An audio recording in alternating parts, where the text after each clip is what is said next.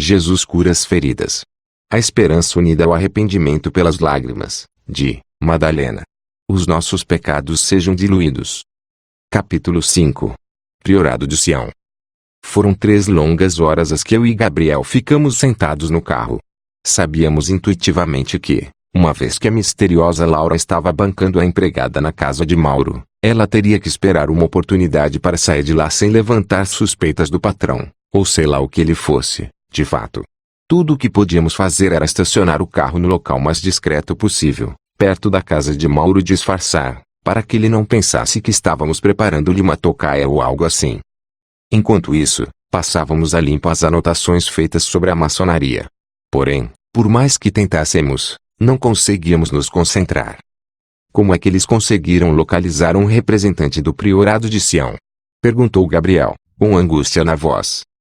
Dei de ombros, enquanto examinava as anotações. Não faço a mínima ideia. Tenho a impressão de que esse pessoal das sociedades secretas se conhece, como se formassem uma panelinha ou algo assim. Não consigo entender. O priorado é originário da França. Por que se preocupariam em estabelecer-se no Brasil? Eles não eram ligados aos templários? Perguntei, com uma ideia em mente. Não se sabe. Antes de Código da Vinci estourar de sucesso nas livrarias, dizia-se que o priorado era o círculo interno e secreto dos templários. Porém, a fundação do priorado data de 1090, e os templários entraram em atividade em 1118. Olhei para Gabriel pensativo. O mais estranho, comentei, é que, antes do livro, nunca se tinha escutado falar dessa sociedade. Não achei que fosse do tipo que gosta de aparecer, como os Rosacruzes ou mesmo os maçons. E depois, as ideias deles jamais seriam realmente aceitas pela Igreja Católica. Elas vão contra a sua formação, não é? Mais ou menos. Sei que a divindade de Cristo foi mesmo estabelecida por concílios da Igreja, mas até aí afirmar que Jesus e Maria Madalena se uniram soa completamente alienígena. A ideia não é nova, observei, lembra do filme de Martin Scorsese. A Última Tentação de Cristo era apenas uma recriação da história. O próprio Nikos Kazantzakis, o autor grego do livro que inspirou o filme, afirmou isso. Não era, em momento algum, baseado em ensinamentos do priorado. Olhei o relógio de pulso e comecei a ficar preocupado. Quando será que essa Laura vai aparecer? Nem bem acabei de manifestar meu receio e a porta de trás se abriu. Laura entrou e sentou-se sem cerimônia. Prazer em conhecê-los, finalmente. Desculpem a demora, mas tive que esperar o momento de sair. Gabriel olhou-me, preocupado. Laura percebeu e logo retrucou. Não se preocupem, não estou aqui para fazer mal a vocês. E por que este mistério todo? Perguntou Gabriel. Vocês saberão no devido tempo. Temos que terminar o que é preciso neste sábado para garantir que o próximo seja mesmo o último e que tenham material suficiente para publicar o livro. Qual é o interesse de vocês na publicação deste livro? Perguntei. É melhor irmos andando, Laura apontou para o relógio no painel do carro. Marcos já está nos esperando e não pretendo demorar muito por lá. No caminho, explicarei tudo. Gabriel virou para a direção e girou a chave. Logo estávamos saindo da Liberdade em direção ao bairro do Paraíso. Estamos esperando a explicação, falei. Laura suspirou impaciente e começou a falar. Por muito tempo, acreditou-se que a explicação para o sentido da vida estava em compreender o balanço entre os lados material e espiritual. O problema maior é que, quando a maioria das sociedades secretas que vocês estão conhecendo começou, o mundo era dominado pela Igreja Católica medieval, que sempre quis o conhecimento acumulado só para ela, longe da compreensão do homem comum. Novamente, lembrei-me das observações de Humberto Eco em O Nome da Rosa. Tido como perigoso pelos padres e papas de antigamente, esse conhecimento foi reduzido quando a Santa Inquisição entrou em ação. Atualmente, ainda há muita desconfiança por parte dos não iniciados. O crescimento das chamadas igrejas evangélicas no Brasil e no mundo é um sintoma de que o ser humano quer encontrar diferenciais. As fórmulas convencionais não bastam. E acham que, a partir da publicação de um livro que se propõe a esclarecer os não iniciados, isso poderá incentivá-los a tornarem-se membros das sociedades? Perguntei. Já seria um começo. Mas o Brasil é considerado um país pobre no hábito da leitura. Por que usar um meio tão elitista, como um livro, para atingir grandes massas. Você acha que, se quiséssemos, já não teríamos comprado horários em estações de TV ou feito algum filme para rodar na internet? Para que tornar banal um assunto como este, pelo uso inadequado de uma mídia errada? Virei para trás e encarei Laura. Com certeza, vocês já conhecem o poder de penetração que um livro como O Código da Vinci tem, não é? Perguntou. Mas está para virar filme. Ela riu de minha observação. Certamente, será apenas mais um produto de Hollywood, totalmente despido do caráter místico encontrado no romance. Ela tem razão, pensei. Além disso, livros sempre tiveram um ar de colecionismo e mistério. Esse oráculo, seja quem for, sabe mesmo o que faz. Estamos chegando, disse Gabriel. O Centro Cultural São Paulo é um aglomerado de galpões que formam um grande local para exposições e eventos culturais. Tem de tudo: galeria de arte, salas de cinema, teatro, discoteca, terminais para consulta na internet, entre outros. Possui uma biblioteca grande, com parte do acervo da principal biblioteca da cidade, que foi transferido para lá devido à falta de espaço. Enfim, sempre que se quer um programa fora do circuito comercial, vale a pena passar por lá. Fomos apresentar nossos documentos para a retirada dos crachás que nos davam acesso à biblioteca. Laura foi a primeira e, enquanto apresentava a identidade, estiquei o pescoço para tentar ver seu nome completo. Porém, não consegui, afinal, o atendente foi mais rápido. Teria que tentar depois. Ela pegou seu crachá e aproximou-se da rampa que levava para o andar inferior do enorme galpão, onde fica a biblioteca. Esticava-se para ver se conseguia achar o representante do priorado de Sião. Você parece ansiosa, disse Gabriel, ao se aproximar, comigo logo atrás. Marcos é um homem muito ocupado e não quero correr o risco de entediá-lo com o nosso atraso. Vamos indo, falei, enquanto descia a rampa. Lá dentro, poderemos achá-lo. Passamos pelas catracas eletrônicas e paramos perto dos fichários com os códigos de referência dos volumes e suas posições. Havia 4 poltronas estofadas próximas e nos dirigimos para lá. O relógio marcava 4 da tarde. Está vendo o nosso contato? Perguntei. Não. Mas tenho certeza de que ele já está aqui. Não devemos nos preocupar com isso, disse Gabriel, a menos que ele esteja preocupado e achando que, como representante do priorado, pode sofrer uma perseguição. Como os personagens do livro de Dan Brown. Laura sorriu para ele. Os segredos estão bem guardados. É o que podemos divulgar. Mas, antes que ele apareça, é melhor recapitular o que sabem sobre o priorado. Vamos separar o joio do trigo, ou seja, ver o que é o Código da Vinci e o que é real e verdadeiro. Tudo bem? Assentimos com a cabeça. Eu começo. Vou falar o que sei sobre a sociedade. Trata-se de uma organização fundada em 1090 por Godofredo de Bouillon, o rei cristão de Jerusalém. Essa é a data tida como oficial. Outras fontes apontam que sua fundação real foi depois de 90 anos, quando a cidade foi tomada pelas cruzadas e o bom Godofredo assumiu o título de defensor do Santo Sepulcro. Como eram ligados aos templários, tiveram os mesmos grão-mestres até 1188. Quando deles se separaram, adotando o nome de Ordem da Verdadeira Cruz Vermelha ou Rosa Cruz. Antes que vocês perguntem, deixe claro que a semelhança do nome com a sociedade Rosa Cruz é apenas uma coincidência, uma não tem nada a ver com a outra. Já começou a aula sem mim? Um sujeito com cerca de 32 anos, que vestia camisa azul e calça marrom, aproximou-se de uma maneira imperceptível. Laura levantou-se e foi cumprimentá-lo. Apresentou-nos em seguida. Temos muito o que falar, disse ele, sentando-se na 4ª poltrona. Desculpem a demora. Mas estava investigando o acervo para ver se tinham alguma referência nossa por aqui. Depois que o livro de Dan Brown saiu, ficamos atulhados de pedidos em, pelo menos, 14 países em todo o mundo. São pessoas que querem se unir a nós.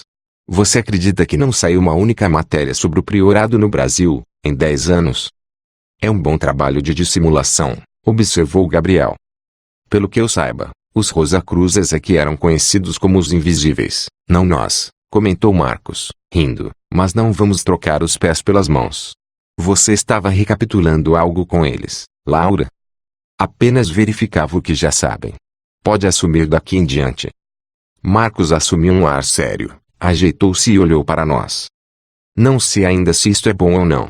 Somos discretos no Brasil e falar algo sobre nossa ordem ainda é assunto de muita controvérsia.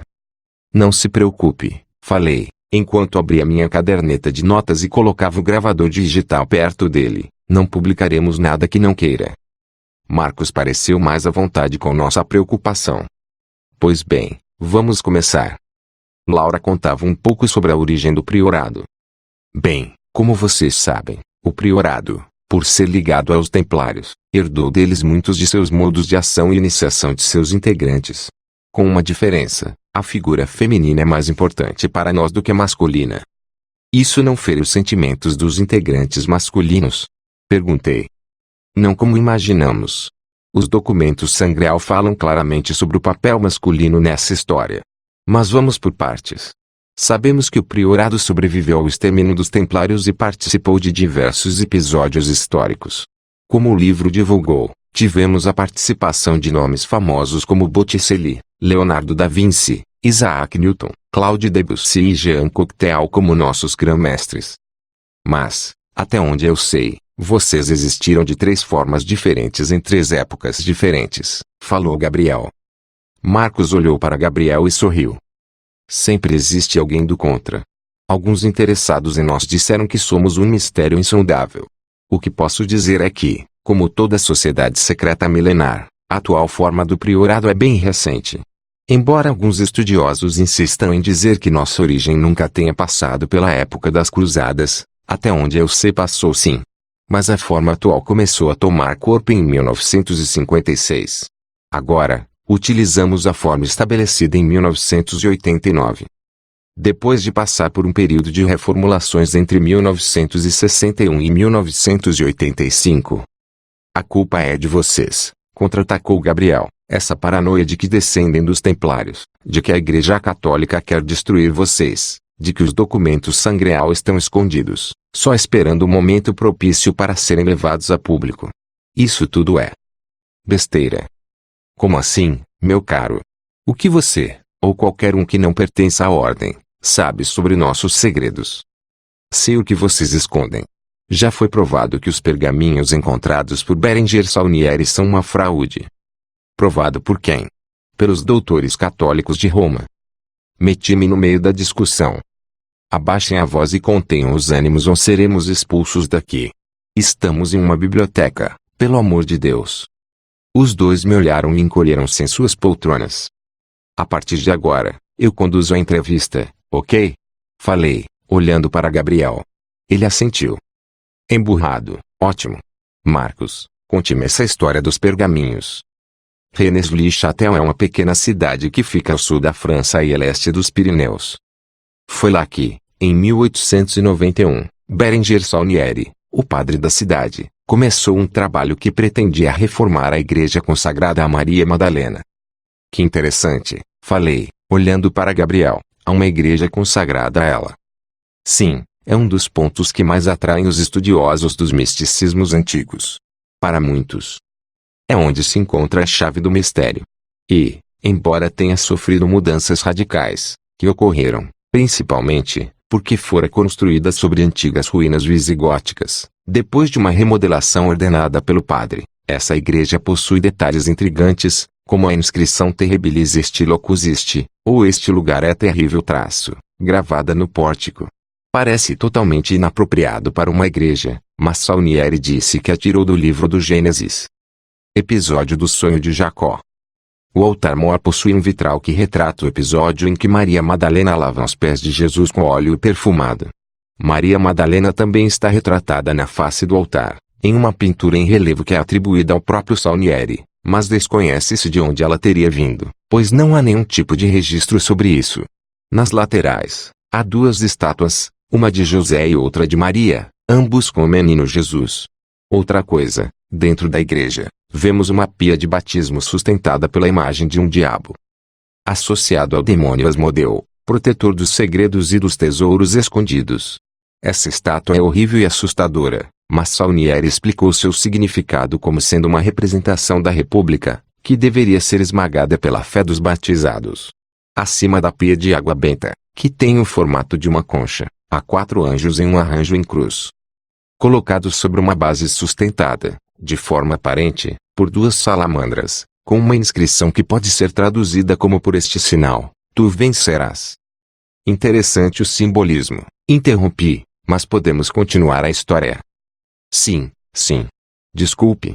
Salnieri começou então a recolher dinheiro para a reforma. Tão logo conseguiu, as obras começaram. Foi quando, ao retirar a pedra do altar principal, descobriu que as colunas que o sustentavam eram ocas. Dentro delas, havia 4 pergaminhos escritos em latim, sendo que 2 descreviam genealogias e datavam de um período entre 1244 e 1644. Enquanto os outros 2 eram transcrições, de mais ou menos 1780, do Novo Testamento. Esses pergaminhos traziam 2 mensagens secretas, formadas com algumas letras destacadas no texto.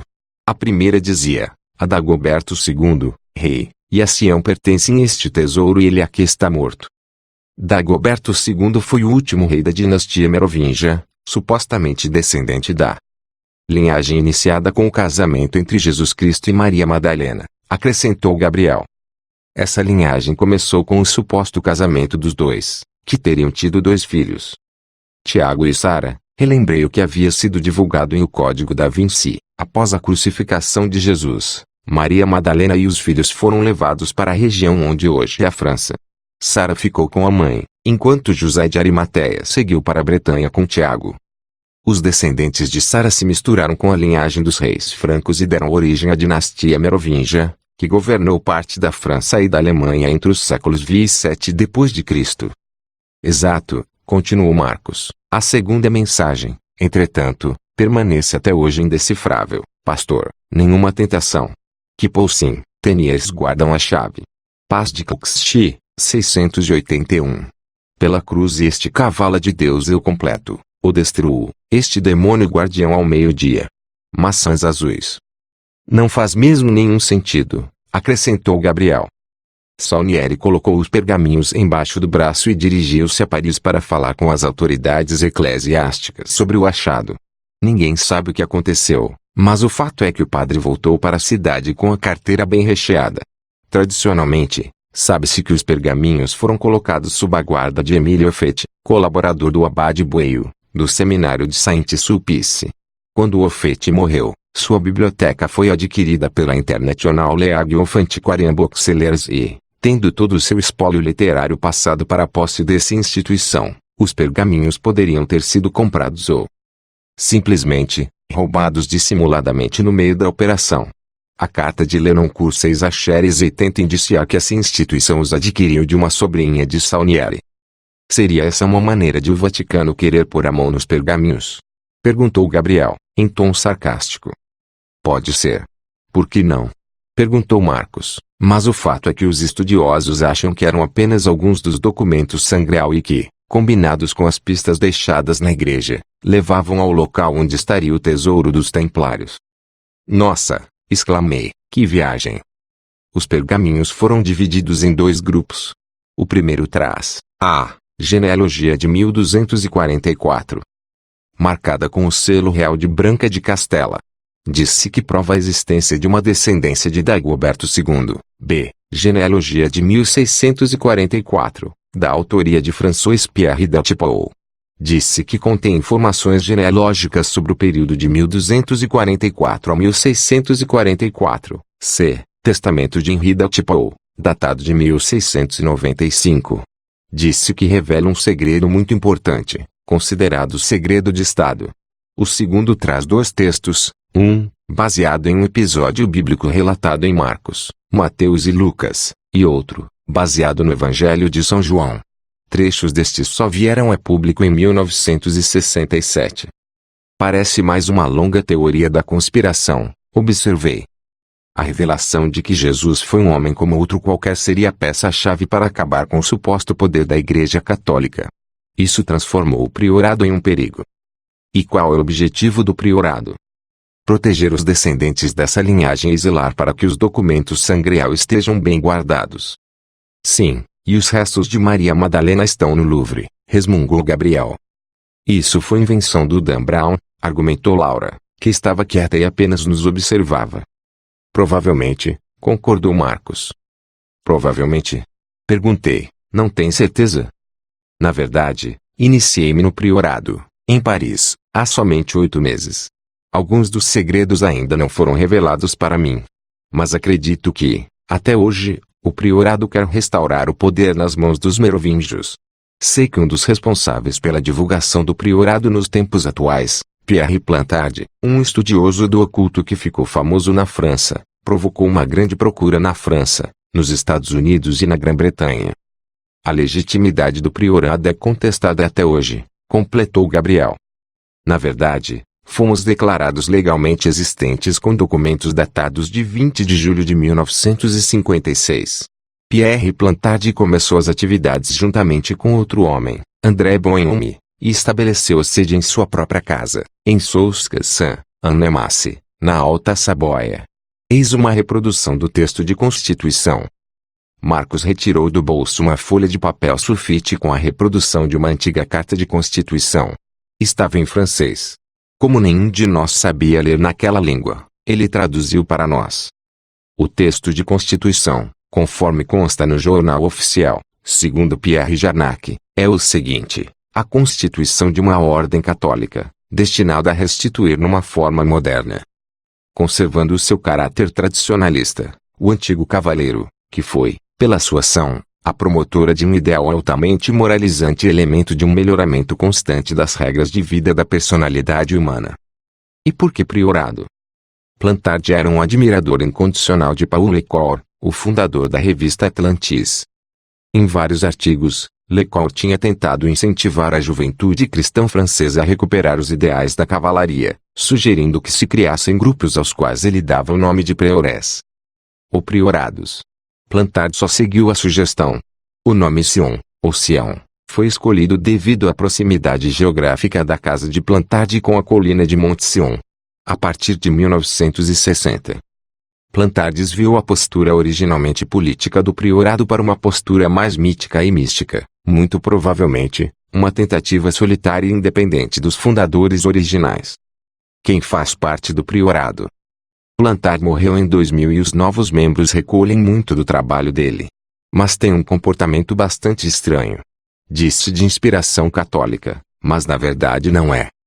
Quer parecer-se com maçonarias católicas e cavalheirescas, mas não consegue. Nem mesmo para nós, que estamos lá dentro, essas informações são confiáveis. Já ouvi falar, por exemplo, de que muitas figuras francesas importantes já participaram do priorado, como Roland Dumas, ex-presidente do Tribunal Constitucional francês, François Mitterrand, que chegou a fazer uma pomposa visita oficial a Rennes-le-Château, e, até mesmo, Jacques Chirac. Uma das figuras mais visíveis, que se intitula secretário do priorado, é Gino Sandry, membro de uma associação sindical francesa. Seu poder efetivo é temido e respeitado por muita gente em todo o mundo. Eu conheço vários sites que afirmam que vocês nunca foram bem uma sociedade secreta no sentido que conhecemos do termo, disse Gabriel. Além disso, esses documentos sangreal são farsas elaboradas por seu padre Saunieri para conseguir dinheiro. Marcos levantou e começou a se arrumar. Como Laura deve ter falado, sou um homem muito ocupado e preciso ir. O que tinha para lhes falar já foi dito. É importante, apenas, que vocês deixem claro em seu trabalho que farsa é uma acusação séria. Qualquer sociedade que vocês entrevistem já terá passado por isso. Senhores. Marcos fez um cumprimento de cabeça e dirigiu-se para a saída, seguido por Laura. Ficamos, Gabriel e eu, sentados nas poltronas. Olhei para o relógio, já eram 6 da tarde e o sábado havia acabado. De longe, você se superou, falei. Não é porque um best-seller colocou-os em evidência que eles não seriam charlatões, justificou-se Gabriel, e depois, achei estranha essa história de fui iniciado recentemente e não conheço bem todos os mistérios. Não conhece porque simplesmente não há o que conhecer. Os pergaminhos de Rennes-le-Château são falsos. Isso tudo não passa de uma bobagem grande monarquista. Ponderei bem. Era perfeitamente possível. Mas os templários também tinham origens militares e tornaram-se místicos. Por que não o priorado de Sião? Bem, preciso ir andando, disse Laura quando voltou, obrigado pela carona. Até mais. Ela apanhou suas coisas e começava a subir a rampa, quando eu vi Gabriel disparar atrás dela e puxá-la para um canto. Parecia muito interessado nela. Desliguei o gravador digital e repassei as notas, sentindo-me exausto demais para acompanhar a cena.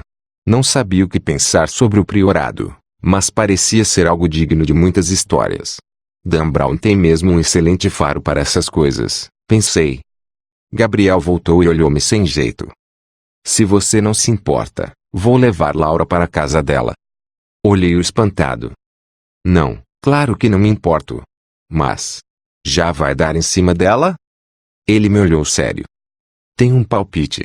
A gente se vê na segunda. Tchau. Os dois se foram.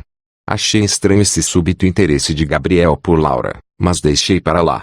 Comecei a guardar minhas coisas dentro de uma pasta, quando ouvi uma voz atrás de mim. Talvez agora possamos conversar. Pulei, assustado, na poltrona.